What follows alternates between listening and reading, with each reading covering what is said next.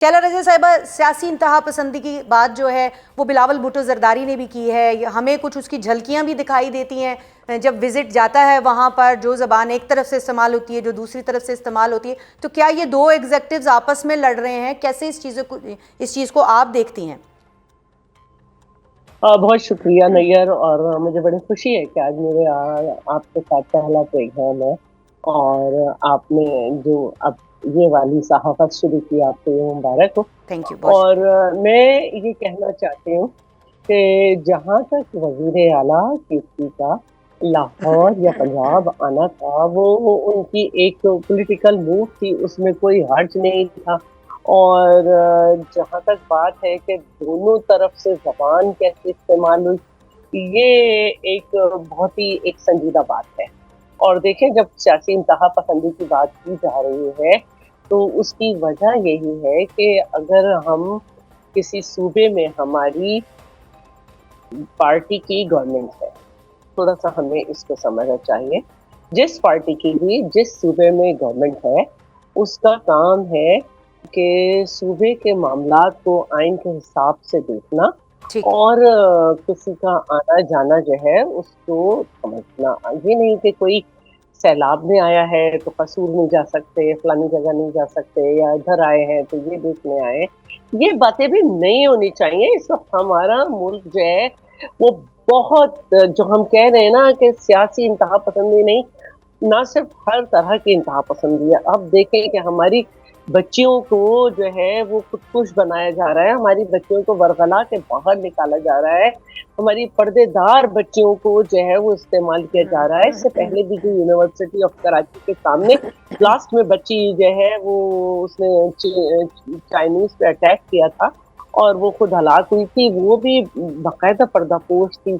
और ये बच्चियां जो है उनको, तो ऐसे में सियासतदानों का काम, ठीक। सिर्फ सियासतदानों का काम है कि वो एक दूसरे को अंडरस्टैंड करें, एक दूसरे के लिए जगह बनाएं। शैला दूसरी साहब, तरफ उसके लिए तो भारत आपस है। में बैठना पड़ेगा, एक दूसरे की बात सुननी पड़ेगी, एक दूसरे को बात कहनी पड़ेगी। तो अगर ये बात नैयर बैठने के लिए तैयार नैयर नहीं तो आगे कैसे नैयर बढ़ेगा?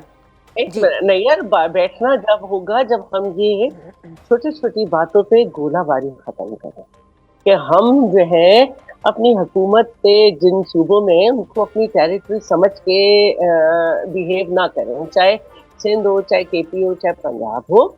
हमें सिर्फ ये देखना है कि कोई भी हमारे पाकिस्तान में काम गैर आईनी और गैर कानूनी ना हो। बाकी देखिए, जो बात बहुत संजीदगी से हल्की आवाज में अच्छे अल्फाज के साथ असर रखती है, वो पंजाबी फिल्म 3 घंटे की होती है, या पश्तो फिल्म 3 घंटे की होती है, या उर्दू फिल्म 3 घंटे की होती है, जो एक्शन मूवी होती है 2 घंटे की होती है। उसके बाद जो उसका ट्रस्ट होता है वो यही होता है कि जी बहुत आराम से क्या चीज हमारे सामने आई, कि बोलने वाले जोर से, तड़ियां देने वाले जोर से, लड़ने वाले जो है ना उनका अंजाम गलत हुआ। तो हमें हर चीज में जो है ना एक मुतहम्मल मिजाजी दिखानी है।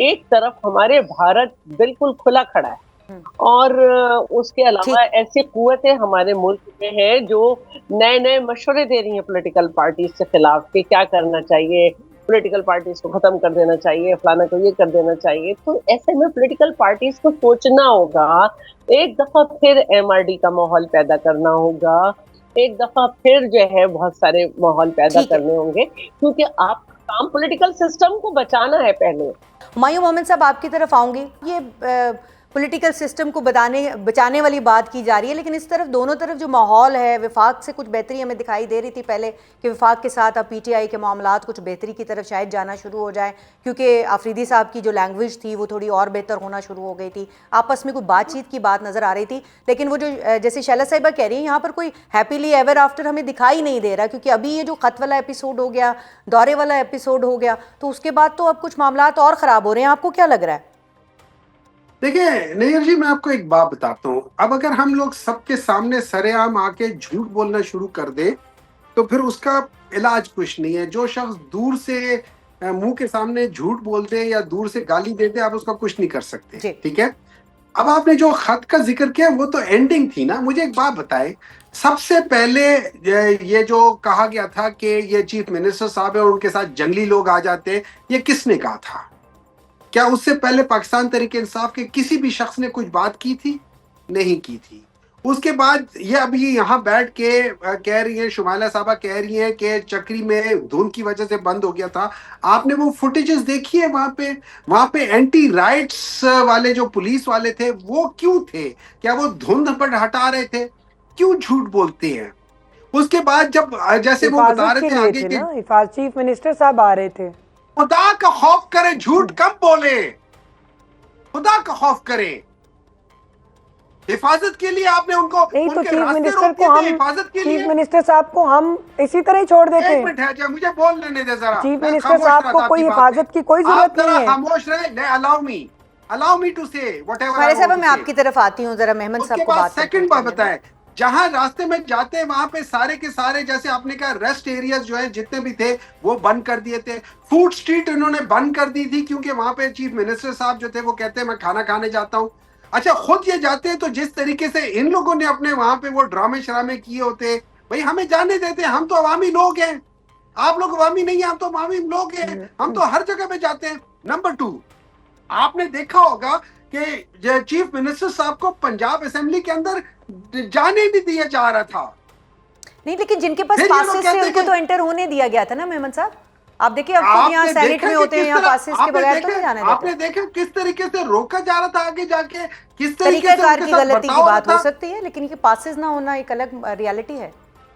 मुझे एक बात बताए, पासेस में चीफ मिनिस्टर जा रहा है, आपका क्या मतलब है? उसने उसके प्रोटोकॉल ने पहले नहीं बताया होगा कि कौन आ रहा है? जी, ये मैं पूछती हूँ अभी। मैं खुद देखिए ना, हम लोग अगर यहाँ बैठ के झूठ बोलना शुरू कर दे तो फिर इसका मतलब ये है कि फिर इस मुल्क का कोई हाल अहवाल नहीं है जिस मुल्क में ओपनली हम लोग झूठ बोल रहे हो और उस झूठ को डिफेंड कर रहे हो। लेकिन मेमन साहब, आपको लग रहा है कि ये जो इस वक्त माहौल मौजूद है इसमें मुज़ाकरात हो सकते हैं, कोई बात हो सकती है? क्योंकि मुझे तो ये कोई माहौल दिखाई 2025 में भी हम आपसे ये सवाल करते रहे पूरा साल, 2026 आ गया। नहीं साहब, मैं आपको एक बात बताता हूँ। हमने अगर बातचीत करनी है, हमने किस लिए करनी है? हमने इसलिए करनी है कि आप हमें कहें कि जी इस वक्त 5 में पहले 20% से कम लोग गुर्बत की लकीर से कम थे, आज 50% के करीब हो गया, हर दूसरा बंदा गुर्बत की लकीर से हो गया। लेकिन हमने इस पे बात नहीं करनी, आपने हमारी हुकूमत को तस्लीम करना है। 2 चीजें हैं, एक पॉलिटिकल स्टेबिलिटी नहीं है, दूसरा यहाँ पे फ्री फेयर और ट्रांसपेरेंट इलेक्शंस नहीं है। ठीक है हुमायूं मेमन साहब, आपका पॉइंट पहुंच गया है। मैं जरा इसी पॉइंट पे ले लूं, राय ले लूं। ये बताइएगा शुमाइला साहिबा कि वो कह रहे हैं कि हमने जो है वो मुज़ाकरात हुकूमत के लिए करने हैं, मुल्क के लिए करने हैं, अपनी ज़ात के लिए नहीं करने हैं। लेकिन मुज़ाकरात में असल में रुकावट आपको दिखाई क्या दे रही है? पंजाब उन्होंने आना था, आके जो है वो अपनी एक्टिविटीज़ सर अंजाम देनी थी। कोट लखपत वो मुलाकात करना चाह रहे थे असीर रहनुमाओं से। ज़ाहिर है वो कैद हैं, उनको अगर मुलाकात की इजाज़त दे दी जाती तो फिर क्या हो जाता? और अब आगे फिर मुज़ाकरात कैसे होंगे अगर हर तरफ से नो गो एरिया जो है वो उनको लग रहा है कि मुज़ाकरात के मामले में जो है वो एक डेडलॉक दिखाई दे रहा है? देखिए, सबसे पहले तो मैं आपको ये बता दूं कि मुज़ाकरात की जो दावत है वो हम इनको बहुत पहले दे चुके हैं। वज़ीर आज़म ने बार कहा, डिप्टी प्राइम मिनिस्टर साहब ने, वज़ीर दिफा ने, लॉ मिनिस्टर साहब इनको कह चुके हैं, और पिछले दिनों हमारे जो स्पीकर साहब हैं उन्होंने इनको पेशकश की है